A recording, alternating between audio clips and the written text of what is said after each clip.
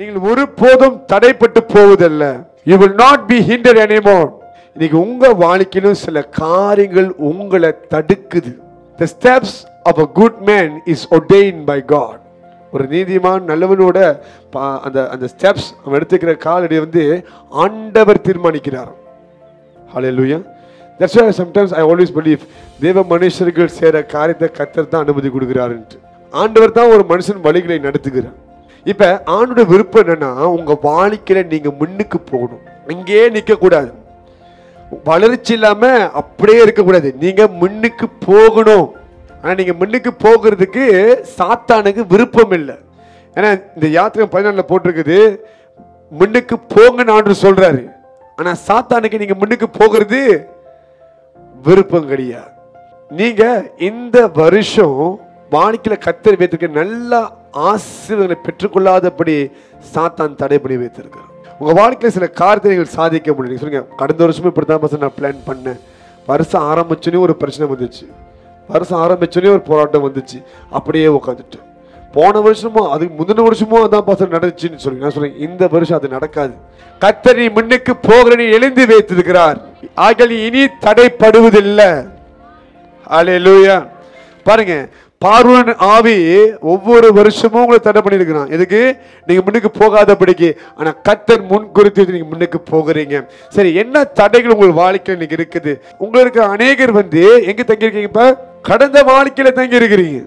ஆண்டவர் முன்னுக்கு போன்னு சொன்னா நீங்க இன்னும் ஈஜிப்திலே படுத்து இருக்கிறீங்க. ஈஜிப்தோட வெக்கேஷன் என்ஜாய் பண்றீங்க.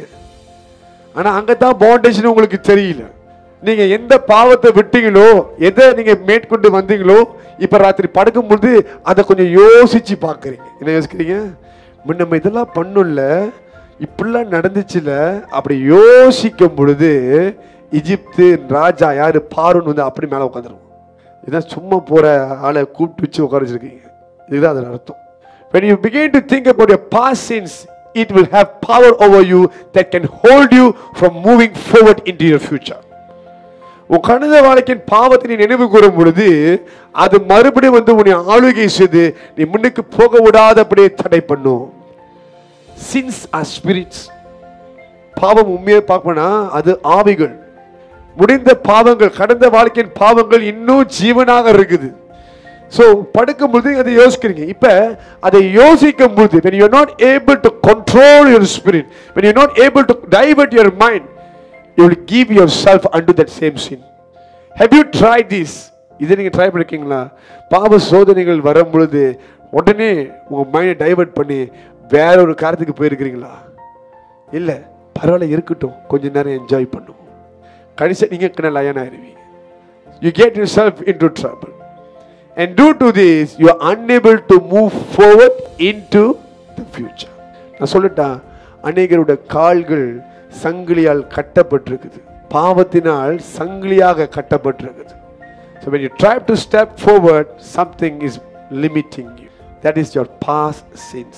அது உங்களை பிடிச்சு வச்சிருக்குது. சிலர் பார்த்தா உங்களோட பழைய சுபாவம் இன்னும் மாறல. புது வருஷம் வரும் பொழுது இப்படி இருக்க போறேன், அப்படி இருக்க போறேன், எல்லா பிளான்லாம் பண்ணீங்க, உண்மைதான். ஆனா மறுநாளே பழைய மனுஷனா மாட்டீங்க. 2024 முழுசும் எப்படி இருந்தோ அப்படிதான் அப்படியே இருக்கிறீங்க. இப்ப your old nature has not changed.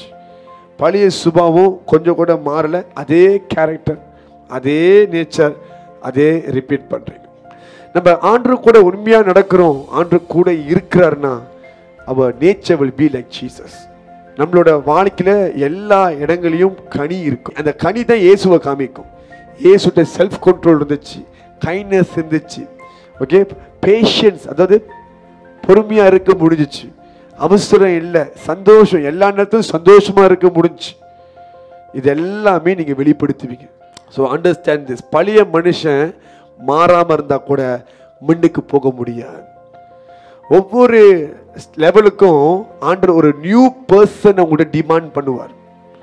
போன வருஷம் உனக்கு பொறுமையில இந்த அப்படி அப்படின்னு முடிவில் பொறுமை வந்துருச்சு, ஓகே நீ பாஸ் பண்ணிட்ட. இந்த வருஷம் உனக்குள்ள இறக்குன்னு ஒன்று இல்லை, அது வரணும்னு ஏற்ற ஒரு சேலஞ்ச் இருப்பார்.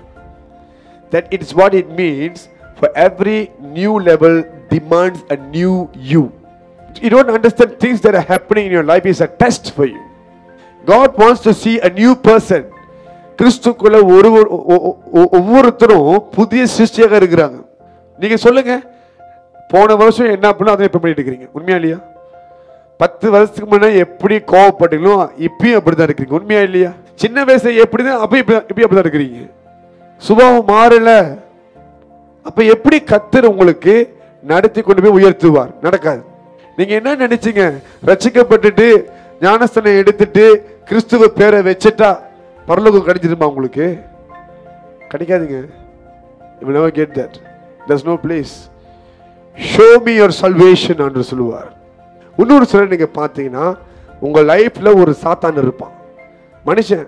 இவன் என்ன பண்ணுவானா, உங்க கடந்த வாழ்க்கையை பேசி பேசியே உன்னை பாடிடும். ஏதோ ஒரு தப்பு எப்பயும் பண்ணியிருப்பீங்க, நீ முன்ன அப்படி பண்ண தானே, நீ முன்ன இப்படி செஞ்ச தானே, உன்னை பற்றி எனக்கு தெரியுமே, நீ முன்னே இப்படி பண்ண தானே. அதான் சாத்தான்ற. When you have a negative voice around you, it will stop you from moving forward in your life. நீ முன்னுக்கு போகிறத தடை பண்ணும். சாத்தான் என்ன பண்றான்னா, உங்க கடந்த வாழ்க்கையை கடந்த நினைவுகளை கொண்டு உங்களோட தொடர்பு கொள்கிறார். He is connecting himself with you through your past. Today the Lord is disconnecting you from that connection. இனி பரிசுத்தாவில் நிரப்பப்படுகிறீங்க. இன்னைக்கு உங்க வாழ்க்கையும் எதிர்காலமும் இப்படியாக நியமிக்கப்பட்டிருக்கு. நீங்க பாத்தீங்கன்னா, நீங்க வேலை தேடுகிறதுக்கும் இல்லை வேலை மாறுறதுக்கும் ஒரு நல்ல தொழிலை செய்யறதுக்கும் உங்க வாழ்க்கை சில காரியத்தை செய்யறதுக்கும் சாதிக்கிறதுக்கும் எதுக்குமே உங்களுக்கு நம்பிக்கை இல்லை. ஏன்னா முன்னுக்கு என்ன பார்க்குறீங்கன்னா செங்கடல பார்க்க. When you look at the impossible thing, you feel like நம்மளால முடியாது. You don't even want to try. When you look toward this year, இந்த வருஷம் நீங்க பார்க்கும் பொழுது, ஐயோ இன்னும் 12 மாசம் இருக்குதா, ஐயோ நீ இதெல்லாம் முடிக்கணுமா, முடியாது, கஷ்டம், அதே சந்திக்கணுமா, முடியாது அப்படின்னு சொல்றேன். எங்க முடியாதுன்னு நினைக்கணும், அதை பிளந்து பாதையை உருவாக்கணும் ஆண்டவர். நடுவுல வழியை உண்டு பண்ணுவான். நல்லா பாருங்க, சில பேர் யோசிக்கலாம், எனக்கு ரொம்ப வயசாச்சு, இதுக்கு மேல என்ன பண்றது, என்ன செய்யறது. நான் சொன்னேன், உங்களுக்கு வயசாக தான் கர்த்தர் அதிகமாக பயன்படுத்த நினைப்பான். As you age, the leading of God will be totally different. உங்க எதிர்காலத்தை நீங்கள் பார்க்கும் பொழுது முடியாதுன்னு நினைக்கிறீங்க, ஆனா கர்த்தர் எப்படி பார்க்கறாரு, முடியும். எல்லாம் தாவீது எப்படி பார்த்தாங்க, ஆடு மேய்க்கிற பையன் கிறுக்க மாதிரி பாடிட்டு கிடப்பான், எப்போ பார்த்தாலும் கையில் ஒரு சுடுமண்டலத்தை வைத்திருப்பான், அங்கேயும் இப்போ ஒரு தாத்துக்கு கீதாரை கையில் வச்சுட்டு இருப்பான், வாசிட்டே கிடப்பான், பாடிட்டு இருப்பான், கிறுக்க மாதிரி பாடிக்கிட்டே இருப்பான், இவன் எதுக்கு தான் இருக்கான் அப்படின்னு நினச்சிருப்பாங்க. நான் எப்படி பார்த்தார், அவனை வருங்கால ராஜாவை பார்த்தார். He is already king. You see what is impossible, but God is seeing what is possible in your life. நீங்க சில காரியத்தை ஏன் விடுறீங்கன்னா, முடியாது நினைக்கிறீங்கன்னா, உங்க பார்வைக்கு அது அப்படி அமைக்கப்படுது. What is stopping you, what is hindering you? You are still going forward. நம்ம என்ன செய்யணும் நீங்க பாருங்க, யாத்திராகமம் 14:15 இருந்து பட்டிருக்கு. Why do you cry to me? Tell the children of Israel to go forward. முன்னுக்கு போங்க. I believe God is going to place the fire on you. உங்க மேல அக்கினி தேவன் வைக்க போகிறார். நீங்க போகிற இடம்ல அக்கினி பற்றி எரிய போகுது. நீங்க முன்னுக்கு போகணும். இந்த வருஷம் இடத்துலயும் முன்னுக்கு போகணும். ஸ்டாக்னா நிக்க கூடாது, முடியாது கூடாது. எதிர்ப்பு, அலைகள், தடைகள் எல்லாமே இருக்குது. கஷ்டம் முன்னுக்கு பார்க்கும்போது கஷ்டம் தெரியுது. But somehow I will go through this because God is holding my hand. எப்படியும் போய் கர்த்தர் நடத்தி கொண்டு போகிறார். Hallelujah.